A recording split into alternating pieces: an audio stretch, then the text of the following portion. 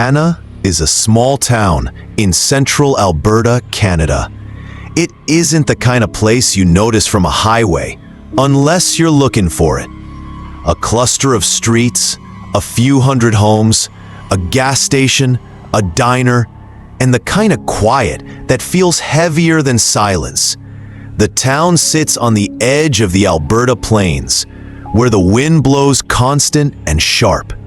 It bends the grass like waves in a restless sea.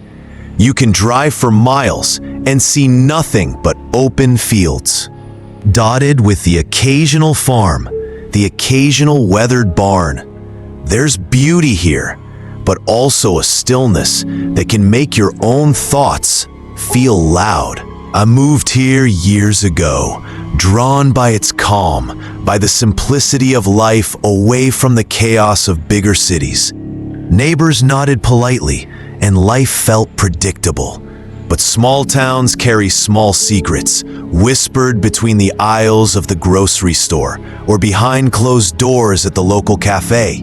Stories that start softly, with a hint of fear, and never fully disappear. It was in our modest home on the north side of town that the first unsettling moments began.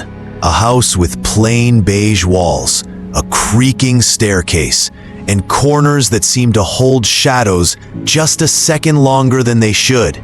Nothing in Hannah's history suggested there was anything unusual about our home. Built in the 1970s, it had a typical suburban layout. Living room, kitchen, bedrooms lined up like a neat row of dominoes. I liked wearing my cross necklace.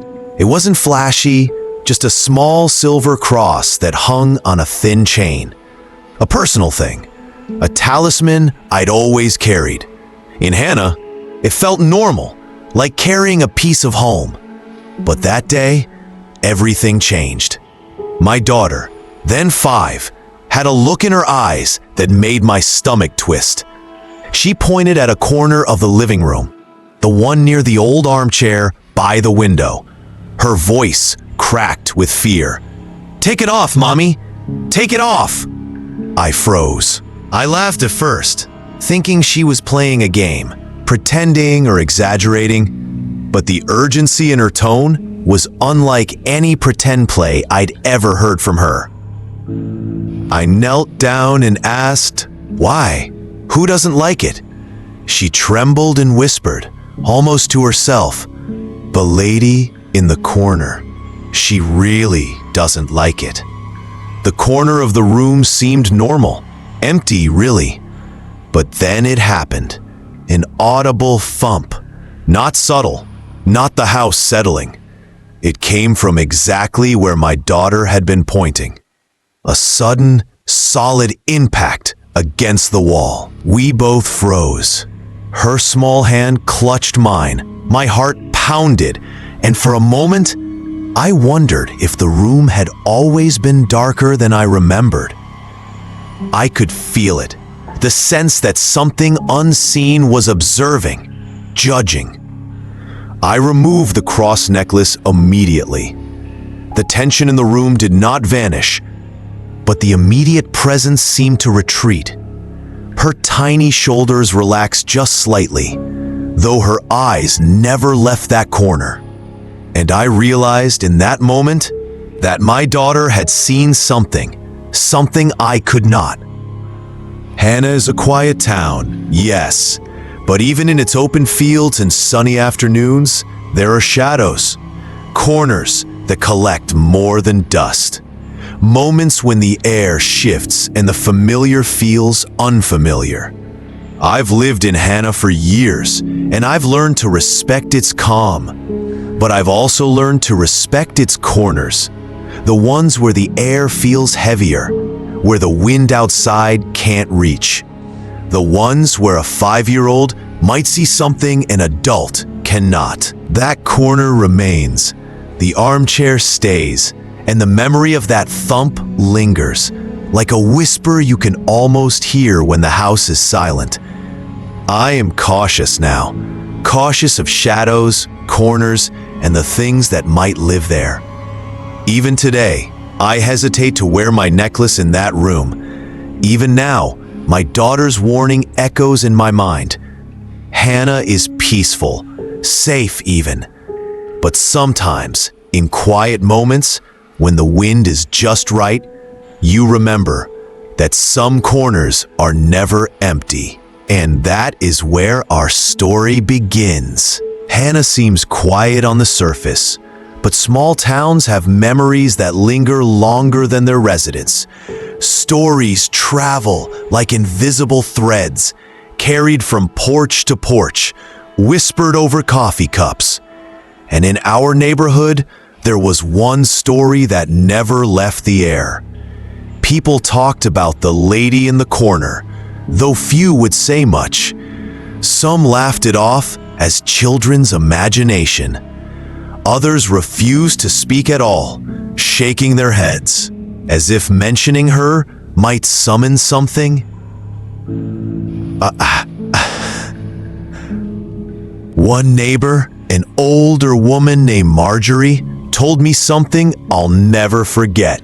She said, "That house has energy. People feel it. You may not see her at first, but the lady's been here longer than anyone realizes." I asked her what she meant. She leaned closer, lowering her voice. "They say she shows herself to the young ones. Children see her or sense her.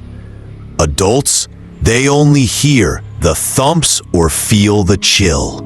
I tried to shrug it off, blaming the imagination of a 5-year-old. But the next week, I noticed more signs. Doors that were latched firmly, suddenly standing ajar. The floorboards creaking when no one walked on them. Cold drafts that seemed to move against the natural airflow. One night, our dog, usually calm, growled at that same corner. He froze, hackles raised, and refused to step closer.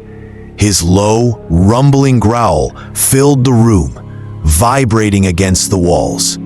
I remember looking at my daughter, sleeping peacefully in her bed, oblivious to the sound, and I realized she might have been the only one who truly understood. I began asking around, quietly, trying to learn what locals still said about the house. An old man at the diner, wiping his hands on a rag, muttered, "Kids see things we don't. Best not to interfere. She doesn't like it when she's disturbed." She was always the lady. No one knew her name. No one claimed to know why she lingered. Just a presence in corners, watching, waiting, disapproving. It wasn't just our home. Other houses in Hannah had corners with similar stories. Thumps, cold spots, fleeting shadows. People whispered about unexplained sounds at night. Objects moving slightly, enough to be noticed, but never enough to be explained. I started keeping a journal of strange events. Small things at first, a thump in the hallway, a chair moved slightly overnight, the faint smell of lavender in the living room, even though I had no plants. Then, one afternoon, I found something chilling. A small indentation on the carpet near the corner, like someone had been kneeling there. No footprints, no marks leading away. Just the impression of weight pressed into the fibers. I asked my daughter if she had seen anyone there. She looked at me, wide-eyed, and shook her head slowly. "They watch," she said simply. "They watch, Mommy, and they don't like it when you wear that thing." Her words echoed what the neighbors had said. Children see her, adults sense her, and she dislikes certain things. Objects, movements, even thoughts, perhaps. That evening, I tried an experiment. I placed the cross on the table in the middle of the room, away from the corner. I left it there while we went out for a short walk. When we returned, the cross had been moved. Not far, just closer to the corner.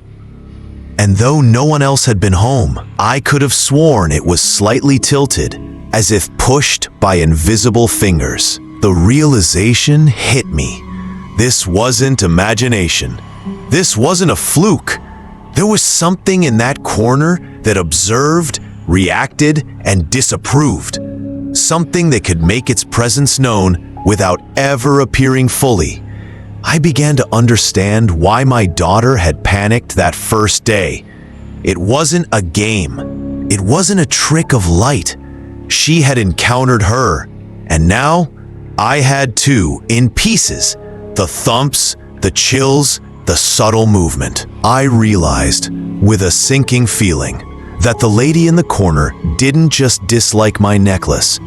She disliked being ignored. She disliked being disturbed, and perhaps she had been waiting for someone to notice her properly. That night, I lay awake, staring at the ceiling. I could hear it, the subtle hum of energy in the room. Not wind, not pipes, something else, something patient, watching, judging, waiting. And I knew, deep down, that the corner wasn't just a corner anymore. It had become a presence, a sentinel of our home, a warning that some things in Hannah remain unseen for a reason. And that is when I realized we weren't alone in our home. After weeks of subtle warnings, I began to feel the presence more acutely. It was no longer just my daughter's fear. It was in the air itself, pressing on my shoulders, whispering in the silence. The house felt different. Corners that once seemed benign now radiated tension. One evening, after the sun had dipped behind the prairies, I stayed in the living room alone. My daughter was asleep, my husband out for a late errand. I picked up the cross necklace again, idly holding it in my hand, and stared at the corner. The room was still, except for the soft hum of the heater. Then, I felt it, a cold draft, not from the windows, not from the door. It swept across my neck, brushing against my skin like a whisper. A shiver ran down my spine. I set the cross on the table, trying to convince myself I was imagining things. But then I saw it. A faint shift in the shadows. A silhouette, almost human, lingering in the corner. It wasn't fully formed, more like an absence of light that moved against the normal flow of the room. My heart pounded. I reached for my daughter's journal, the one where I had documented strange events. I flipped through it desperately, hoping for some rational explanation. But the pages offered nothing, only evidence that something unseen was growing bolder. Suddenly, a thump echoed from the corner, louder this time. The table rattled, the cross tilted sharply. I jumped back, my hands shaking. Then the whisper came, soft, unintelligible at first, but unmistakably there. Not in the air, not in my mind. Direct, deliberate, close. I froze. Memories of my daughter's voice that first day flooded back. "Take it off, Mommy. She really doesn't like it." The air grew colder. I could see my breath, a faint mist curling in front of me. The shadow in the corner seemed to stretch, reaching toward the cross. And then a sound I'll never forget. Dragging, faint at first, like fabric scraping against floorboards. Closer now. Too close. I grabbed the necklace, heart racing, and ran from the room. The dragging sound followed.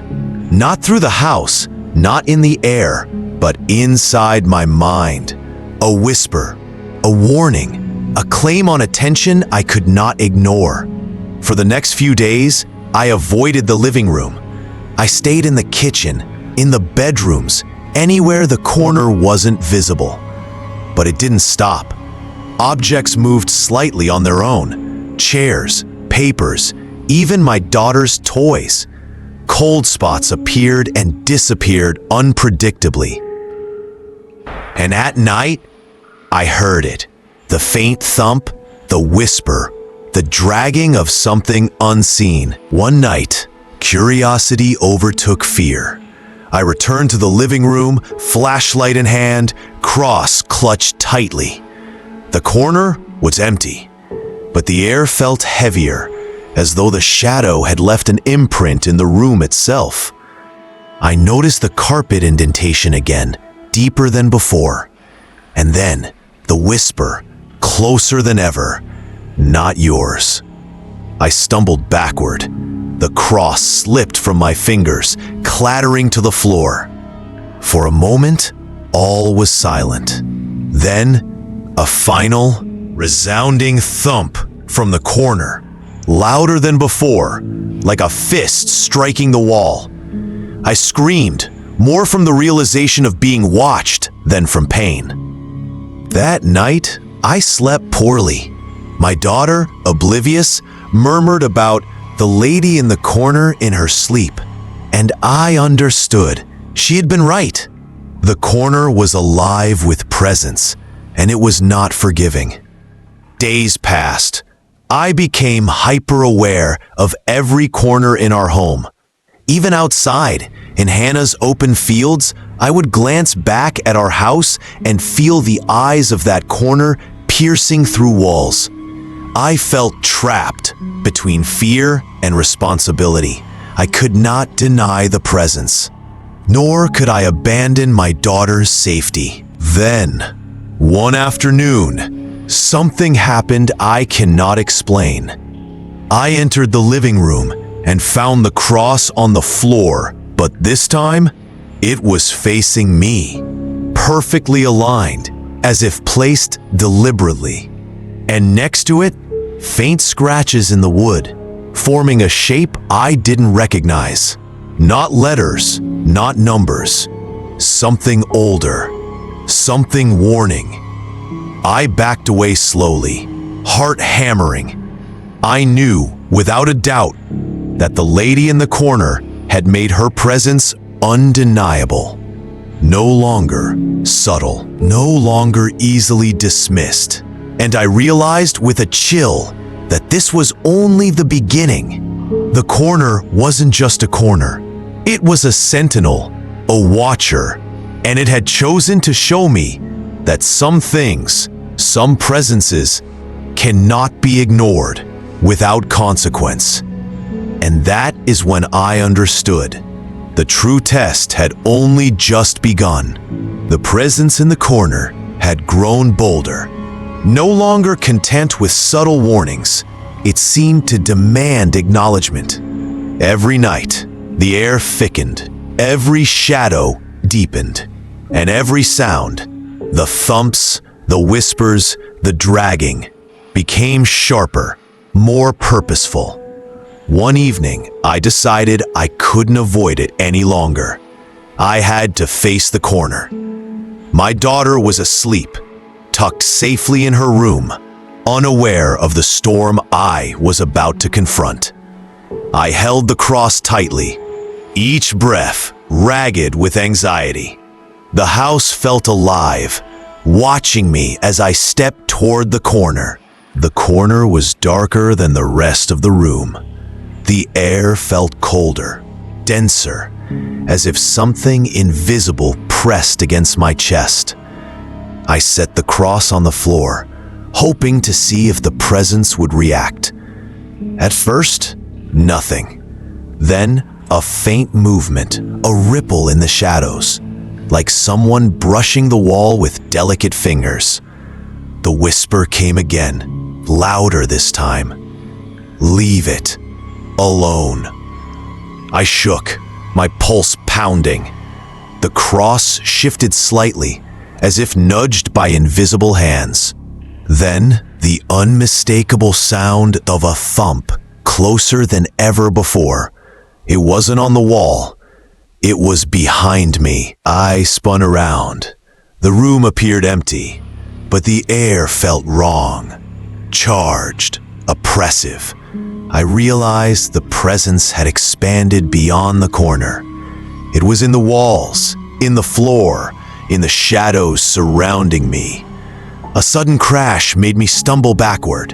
A lamp toppled over on its own, shattering the silence with a sharp clatter. The cross skittered across the floor, landing inches from my feet. I grabbed it instinctively, holding it up like a shield. The shadow seemed to recoil, then surge forward, closer, darker. My daughter's voice echoed in my memory. She really doesn't like it. I understood now.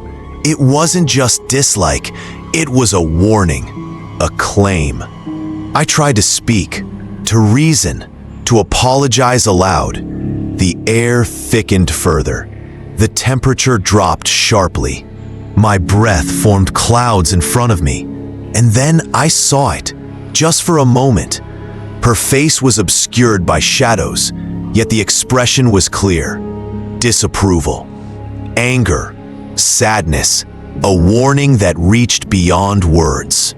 The room seemed to bend toward her presence, gravity shifting, sound muffled.